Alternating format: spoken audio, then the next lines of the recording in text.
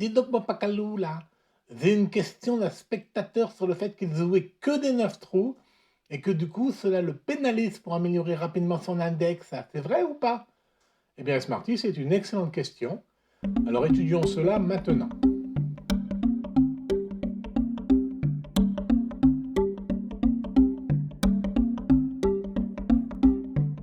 Alors commençons par pointer deux vidéos que toi et moi avons réalisées dans le passé pour expliquer un, comment calculer son score en Stableford ici, et puis deux, comment du coup ce score va permettre d'améliorer ton index au golf, là.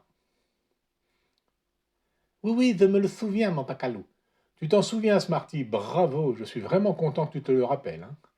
Bon alors, pour répondre à la question posée, j'ai fait une petite simulation dans une feuille de calcul dont je vous fournis le lien en commentaire de la vidéo. Expliquons d'abord comment cela marche en 9 trous. Si tu fais ton index usuel, tu vas marquer 2 points par trou, soit 18 points en tout. 9 fois 2, 18 points. Et si tu fais ton score habituel en jouant à 18 trous, là, bien sûr, tu vas gagner 18 trous fois 2 points, c'est-à-dire 36 points. Et donc, en 9 trous, tu perds des points tout plein même. En fait, non, Smarty.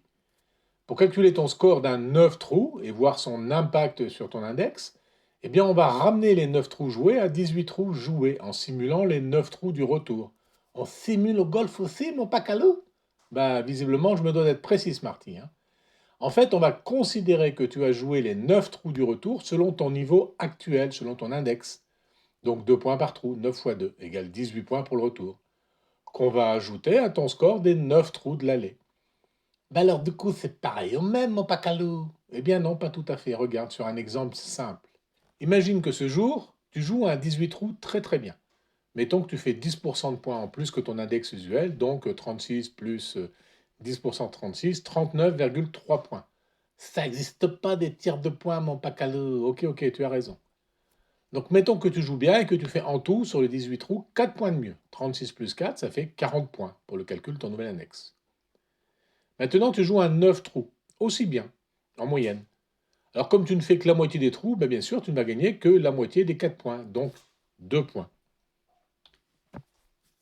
Alors rajouter aux 9 fois 2, 18 points, ça te fait en tout 20 points. Et 2 fois 20 égale 40. Et voilà, c'est du pareil au même, te disais-je. Eh bien non, Smarty, justement, rappelle-toi.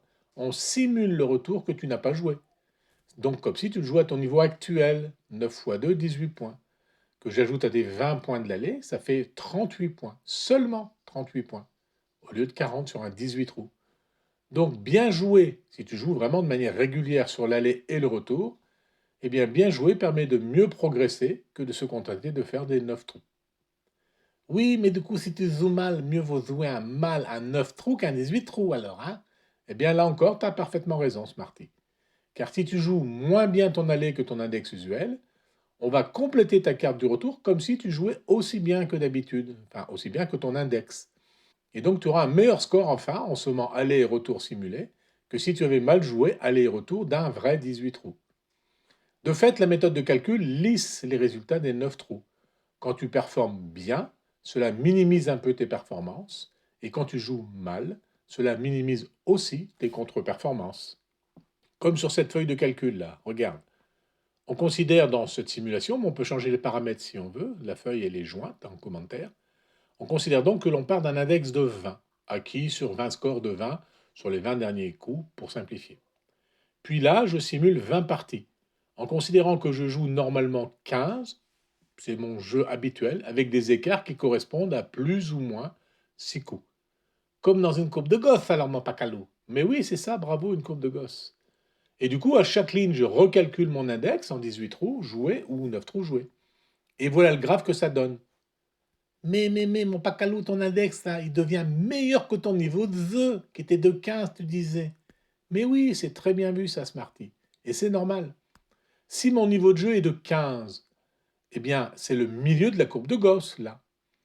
Donc, si je prends les 8 meilleures parties sur les 20, ça va se répartir un peu à gauche, un peu à droite, et mes scores seront plutôt dans cette zone ici. Et donc, avec un index inférieur en moyenne à mon niveau de jeu moyen. L'index au golf, en fait, ne mesure pas ton niveau de jeu moyen, mais plutôt ton niveau de jeu des bons jours, des 8 bons jours, versus les 12 moins bons jours. Et on voit bien sur le graphe que la courbe descend bien plus vite en 18 trous, donc qu'en 9 trous. Et ben, du coup, le matin, quand tu arrives au parcours, là, si tu es en forme, bah, tu joues 18 trous, puis si tu n'es pas en forme, tu n'as qu'à te dire que tu joues 9 trous. Ah, mais non, Smarty, ça, on n'a pas le droit. Quand tu t'es engagé pour un 9 ou un 18 trous, tu dois jouer ton engagement, le 9 ou le 18 trous. Tu n'as pas le droit de changer comme ça. Bon, ben, tant pis pour mon astuce, alors, mon pacalou, hein. Oui, oui, tant pis. Moyennant quoi, si en ce moment tu joues vraiment bien, mieux que ton index, inscris-toi plutôt en 18 trous. Bah, sinon, si tu as une forme plutôt moyenne, inscris-toi en 9 trous seulement. Ou alors tu t'inscris pas du tout. En effet, en effet. Bon, allez, c'est tout pour ce sujet. Rendez-vous dans de prochaines vignettes pour continuer de parler golf et en profiter pour faire toujours un peu de physique ou de maths, Smarty. Oh, zéat, mon pacalou, zéat.